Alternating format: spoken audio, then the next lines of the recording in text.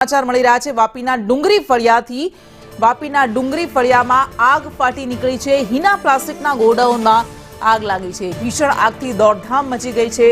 3 થી વધુ fire fighters હાલ ઘટના સ્થળે પહોંચ્યા છે અને આગ બુઝાવવાની કામગીરી કરી રહ્યા છે। જો કે આગ કયા કારણસર લાગી હતી તે હજુ જાણવા નથી મળ્યું। તો વાપીની આ ઘટના વાપીના ડુંગરી ફળિયામાં એક પ્લાસ્ટિકના ગોડાઉનમાં હીના પ્લાસ્ટિકના ગોડાઉનમાં આગ ફાટી નીકળી છે અને આગને બુઝાવવા માટે અત્યારે 3 થી વધારે ફાયર ફાઇટર્સ ઘટના સ્થળે પહોંચ્યા છે। આ દ્રશ્યો અમે આપણે બતાવી રહ્યા છીએ વાપીના ડુંગરી ફળિયાના આ દ્રશ્યો કે જ્યાં ગોડાઉનમાં આગ લાગતા ધુમાડાના ગોટે ગોટા અત્યારે નીકળી રહ્યા છે અને હીના પ્લાસ્ટિકના ગોડાઉનમાં આગ ફાટી નીકળી 3 ફાયર ફાઇટર્સ પણ ઘટના સ્થળે પહોંચ્યા છે।